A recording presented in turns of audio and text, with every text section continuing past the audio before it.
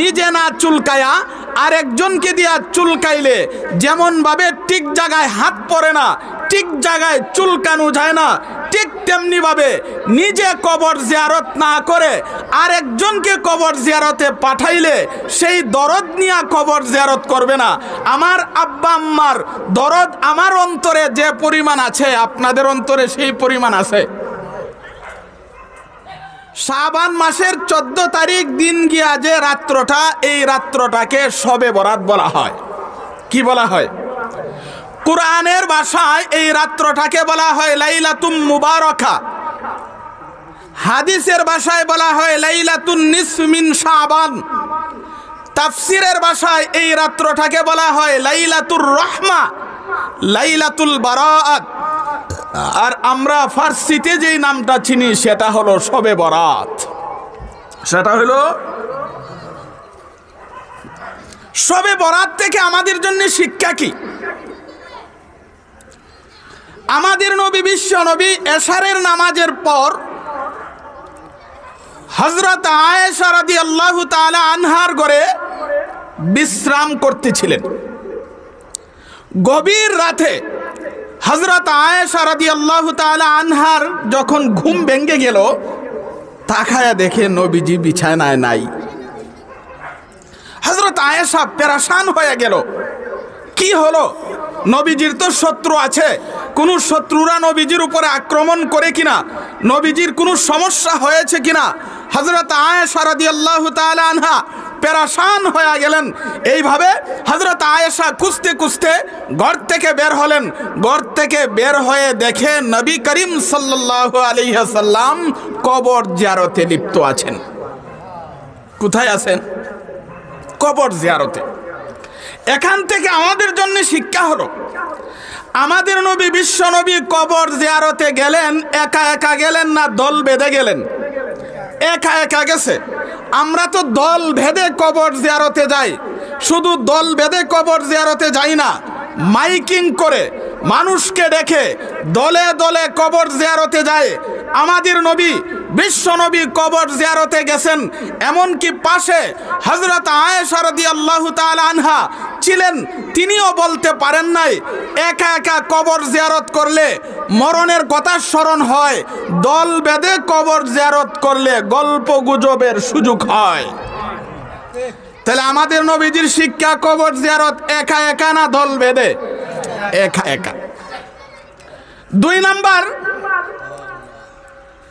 আমাদের নবী বিশ্ব নবী কবর জিয়ারতে যে গেছে, নিজে গেছে না লোক পাঠায়া দিছে? নিজে গেছেন, লোক পাঠায়া দেন নাই। আমরা কিন্তু নিজে যাই না, লোক পাঠায়া দেই।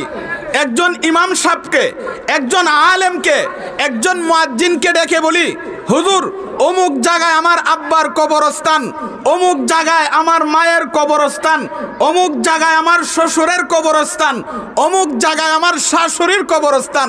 হুজুর আমি ব্যবসা বাণিজ্য নিয়ে বড় ব্যস্ত আছি, আমি ব্যস্ত মানুষ, দয়া করে আমার আব্বা আম্মা শ্বশুর শাশুড়ির কবরটা একটু জিয়ারত কইরা দেন। নিজে করে না লোক পাঠায়া দেয়?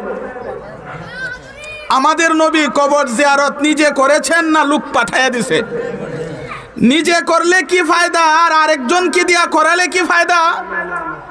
ধরেন এক লোকের পিঠ চুলকানি শুরু হয়েছে, এই লোকে নিজে না চুলকায়া আরেকজনকে বলল ভাই আমার পিঠটা চুলকায়া দেন। যাকে বলছে সে ঠিক জায়গায় চুলকাতে পারবে না, হয়তো উপরে নতুবা নিচে নতুবা ডাইনে নতুবা বামে, ঠিক জায়গায় তার হাত দিয়া পড়বে না। নিজে না চুলকায়া আরেকজনকে দিয়া চুলকাইলে যেমন ভাবে ঠিক জায়গায় হাত পড়ে না, ঠিক জায়গায় চুলকানো যায় না, ঠিক তেমনি ভাবে নিজে কবর জিয়ারত না করে আরেকজনকে কবর জিয়ারতে পাঠাইলে সেই দরদ নিয়ে কবর জিয়ারত করবে না। আমার আব্বা আম্মার দরদ আমার অন্তরে যে পরিমাণ আছে আপনাদের অন্তরে সেই পরিমাণ আছে। তাহলে এখান থেকে আমাদের জন্য 2টা সবক। একটি হলো আমাদের নবী বিশ্ব নবী নিজে কবর জিয়ারত করেছেন, আরেকটা হলো একা একা কবর জিয়ারতে গেছেন। একা একা কবর জিয়ারত করলে মরণের কথা স্মরণ হয়, আর দল বেঁধে কবর জিয়ারত গেলে গল্প গুজবের সুযোগ হয়। এবং নিজে কবর জিয়ারত করলে যেই দরদ নিয়ে কবর জিয়ারত করা হয়, আর একজনকে দিয়া কবর জিয়ারত করালে সেই দরদ অন্তরে থাকে না। এবার প্রশ্ন হবে, হুজুর কবর জিয়ারত যে নিজে নিজে করতাম, কবর জিয়ারত কিভাবে করব তা তো জানি না। যদি আপনার বাবার দরদ আপনার অন্তরে থাকে, যদি মায়ের দরদ থাকে, শ্বশুর শাশুড়ির দরদ আপনার অন্তরে থাকে, তাহলে কবর জিয়ারতে যাওয়ার আগে নিজে না জানলেও একজন আলেম অথবা ইমাম সাহেবকে গিয়ে জিজ্ঞাসা করবেন, হুজুর আমি কবর জিয়ারত করতে চাই, কিভাবে কবর জিয়ারত করব? তখন হুজুরে আপনাকে বলে দিবেন কবর জিয়ারত কিভাবে করবেন। হুজুরে কি বলবে? আপনি কবরস্থানে যাবেন, গিয়া কি করবেন? কবরস্থানে গিয়া একবার সূরা ফাতিহা পড়বেন, 3 বার সূরা ইখলাস তেলাওয়াত করবেন। হাদিস শরীফে রাসূল করিম সাল্লাল্লাহু আলাইহি ওয়াসাল্লাম বলেন, কেউ যদি 3 বার সূরা ইখলাস তেলাওয়াত করে 1 খতম কোরআনের সওয়াব দেওয়া হয়। হুজুরে বলবেন সূরা ফাতিহা পড়বেন, 3 বার সূরা ইখলাস তেলাওয়াত করবেন এবং আগে পরে দরুদ শরীফ পড়বেন। হাদিস শরীফের মধ্যে উল্লেখ আছে, কেউ যদি দোয়ার আগে এবং পরে যদি দরুদ শরীফ পড়ে, দরুদ শরীফকে আল্লাহ কবুল করেন, দরুদ শরীফের সাথে সাথে আল্লাহ দোয়াকেও কবুল করেন। এবার বলেন তো, কবর জিয়ারত করলে কয়েক ঘন্টার দরকার না কয়েক মিনিটই চলে? কেমনে করবেন?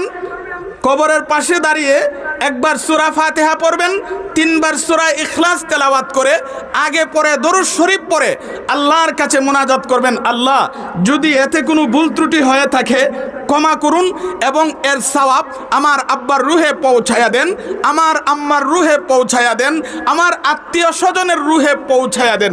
বেশির চেয়ে বেশি 5-10 মিনিট সময় লাগবে। আপনি যদি আপনার আব্বা আম্মার জন্যে, শ্বশুর শাশুড়ির জন্যে 5টা বা 10 মিনিট সময় দিতে না পারেন, আপনার মতো কপাল পুরা খেয়ে আসে।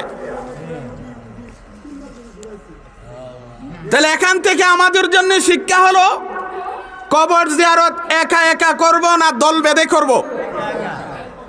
লোক পাঠাইয়া দিব না নিজে করব? কবর জিয়ারত কেন করব?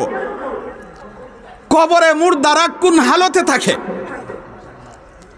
কিতাবের মধ্যে উল্লেখ করে, একটা নৌকা যদি ডুবে যায়, নৌকার যাত্রীরা যে পেরেশানিতে থাকে, কবরের মুর্দারা এইভাবে পেরেশানিতে থাকে। একটা নৌকা ডুবার পরে আরেকটা নৌকা এসে যদি তাদেরকে উঠায় লায়, তাহলে মনে যেমন শান্তি পায়, কবর জিয়ারত করলে মুর্দারা এমনভাবে শান্তি পায়।